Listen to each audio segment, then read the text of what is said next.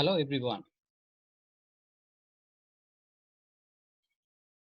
Happy World Optometry Day. On 23rd of March in every year, we celebrate World Optometry Day. It's a day to create awareness about the profession, this noble profession called optometry. Thank you. Today I'm going to talk about physiology of the lens. We have already discussed the structure of the lens during our anatomy class. Still, I'm going to revise the structure of lens. Definition: lens is a transparent structure. Lens is a transparent biconvex crystalline structure. We can see here, this is a biconvex in nature. And why is it crystalline? This looks like a watch glass. So that's why it's called crystalline. And definitely it's a transparent because it passes the light rays. Coming to the position of lens in eyeball. The lens lies between posterior surface of the iris and the front part of the vitreous in a saucer-shaped depression called patellar fossa. So let's see the picture first. So lens is just behind the iris, the red color one, just in front of a small depression. Can you see the depression over here? Depression called patellar fossa, and this is the vitreous. So in front of the vitreous, there is a depression called patellar fossa. So in between our crystalline lenses line. Posterior surface of the lens is in contact with the vitreous and attached to it in a circular area called Wigger's ligament. So the area where the lens is attached, the place called Wigger's ligament. Because we have seen there's a patellar fossa depression where lens is located. So they're attached to the vitreous with the Wigger's ligament. And there is a potential space between the posterior surface of the lens or posterior capsule of the lens and the Wigger's ligament called Burgess space. I'm going to show the picture just a second. Yeah. So this is the depression. There's a patellar fossa. Okay. So here the lens is attached to the vitreous in this patellar fossa region by the Wigger's ligaments. Second, the black portion, can you see that area? That is called potential space, which is termed as Burgess space. This is between the vitreous and the lens. So coming to the dimensions of the lens, the equatorial diameter of the lens in adult from 9 to 10 millimeter. It varies. Axial diameter means the thickness in birth around 3.5 millimeter. In extreme age, means adult around 40 years of age, it will be 5 millimeter. Weight 135 milligram in 0 to 9 years of age, and 255 milligram in 40 to 50 years of age. Surface of the lens, it has two surfaces. First, anterior surface, and the second one, posterior surface. The anterior surface is less convex and is a part of the sphere having radius of curvature around 8 to 14 millimeter. Again, it varies because of the function. I'm coming later on that. And the posterior surface is more convex compared to the anterior surface. It's a part of the sphere having radius of curvature 4.5 to 7.5. So it's not a complete sphere, okay, because the curvature is not same from the anterior and posterior. And two surfaces meet at the equator. I'll show you the picture. Yeah. Here you can see. So here, if you see that the curvature of the anterior surface and the curvature of the posterior surface quite different. So coming to the pole of the lenses, the anterior pole lies on the center surface of the anterior surface and about 3 mm from the back of the cone. So this is the anterior pole, the center part basically of the lens. It's called anterior pole, and it is definitely 3 mm behind the cornea, back surface of the cornea, because this 3 mm depth is for what? There's the anterior chamber depth. So I show you the picture better. Just a second. Yeah. So this is the picture. So this is the back surface of the cornea, and this is the front surface of the lens. So definitely this distance is 3 mm. And the center part we consider because the pole. So this is around 3 mm.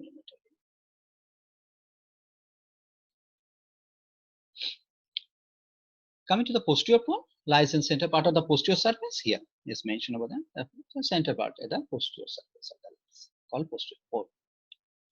Come to the most important part, that is the refractive index. I hope all of you studied in the physics, basically geometrical physics, the refractive index, and we have studied in cornea, even though in the aqueous already. So refractive index of the lens is 1.39, and if we go to the content, anatomical content of the lens, so definitely the core part or the nucleus is around 1.42, a little bit higher in refractive index compared to the cortex area, the peripheral part. The peripheral part is the cortex area. Peripheral part is the 1.38. So there is a difference in between the cortical part and the nucleus part. Try to remember this because of the short question. Coming to refractive power of the lens, it contains around the 16 to 17 diopter, but it again varies. Sometimes it goes up to 20 diopter, and depending on the refractive state of the human being. Accommodative power varies with the age. Definitely, this is the another physiological phenomena. I'm coming later because when you go to read the physiology of the lens, the time we read the accommodative power. So it's a, at present you know that it's the physiological phenomena, and at birth this is as 14 to 16 diopter, and at 25 years age around 7 to 8 diopter. At 50 years age only 1 to 2 diopter. Color of the lens varies with the age. Colorless infant and young adult, that is transparent, really. And little bit yellowish in 30 years of age and amber color in the old age. If you see through the slit lamp by microscope, so you can see this.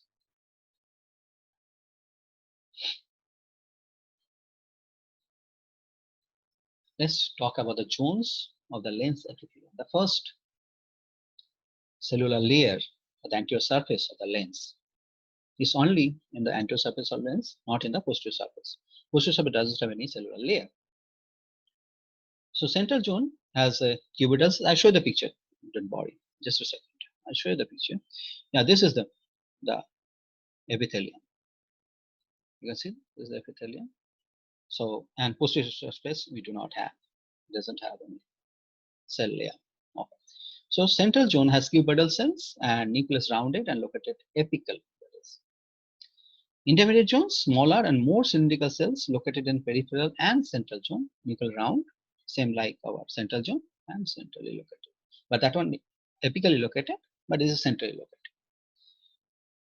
And germinative zone, why it's called germinative? I'm coming later. The most peripheral columnar cells are located just the pre-equatorial. I show the picture and explain it. Nucleus flattened and lie in the cell axis. As the difference, actively dividing to form new cells to migrate posterior from to the lens height. So let's see that better. So this place is called the equator, and this is the geometry zone. Why geometry zone? Because here the lens 5 are thereafter elongated in nature. We have seen columnar in nature. See, they're most of the columnar in nature. So elongated and helps to formation of the lens fiber. That's why it's called germinative process. So this epithelial cell is a direct relation in formation of the lens fiber.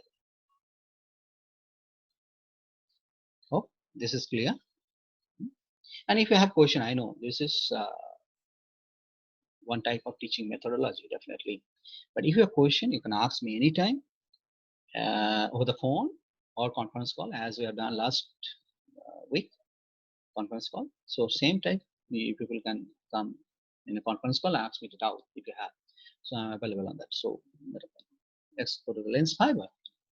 The lens fiber constitutes the main mass of the lens. Yes, this is the main part, because apart from the epithelium and anterior capsule and posterior capsule, we have the lens fiber. So that's the main mass of the lens. The fibers are formed by the multiplication and differentiation of the lens epithelial cells at the equator. Just now mentioned that. So multiplication and differentiation of the lens epithelium, the elongated one, the germinated zone one, that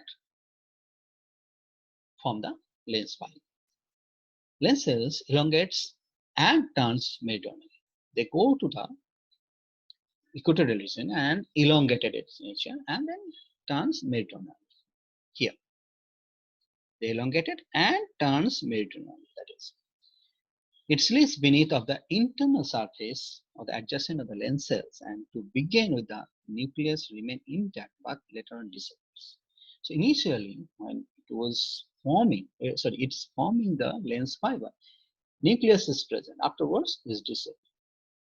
This process continues throughout the life. So formation of the lens fiber is a continuous process.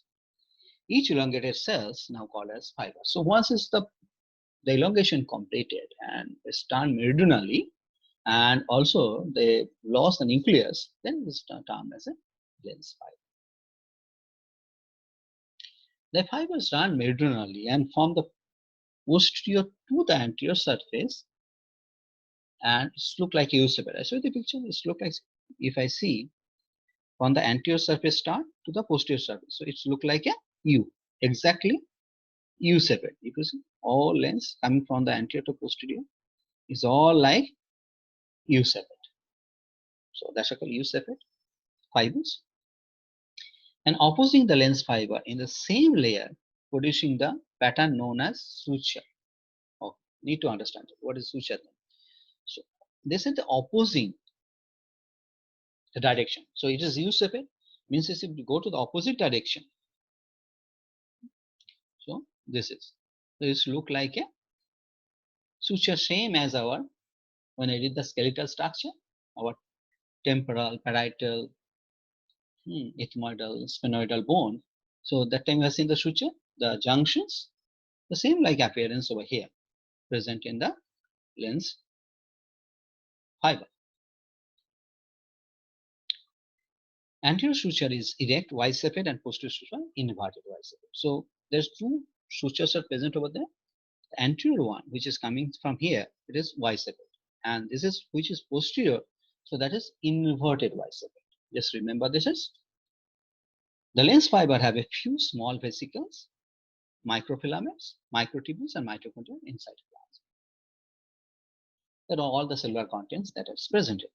Lens fiber are tightly packed, and there being very little intercellular space. So from the lens fiber is very tightly packed, but properly arranged. That's why it's a transparent actually. But again, there's a very little intercellular space between two fibers. Coming to the nucleus, the core part of the lens. So as I mentioned first initially that there are two segments. One is the cortex, another one is the nucleus. So first see the nucleus. This is the point. The whole area up to this much. This is called nucleus or central part, you can say. So nucleus contains the oldest fibers. The embryonic nucleus formed between the 1 to 3 months of the gestation period and is the innermost part of the lens. Yes, this is the innermost part of the lens, the embryonic nucleus. This is the embryonic part. Infantile nucleus formed from the birth to puberty. Then there's a formation of the infantile nucleus.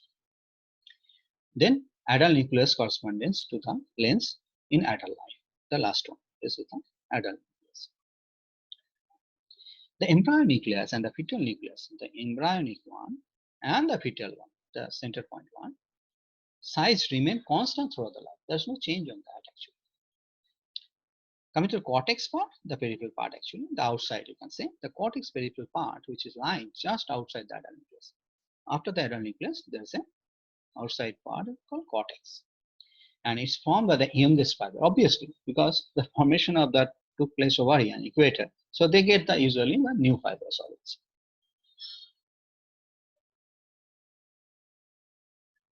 This is a clearly explanation of the four nucleus. First one, the definite embryonic, then second was the fetal, third one the infantile, then the fourth one is the adult. And out of this white portion, you see, this is the cortex. This is a very good explanation for that center part or the core part, we usually say in our medical terminology, core part or nucleus part of the lens. So when you're going to draw this one is a better explanation. Other you can draw that one also. This one also is good. But here, the four parts of the nucleus is shown very clearly. So this is, I stopped over here because of the limitation of the data, means the size. I want to stop here. The next class, I'll take the physiology of the lens. Thank you.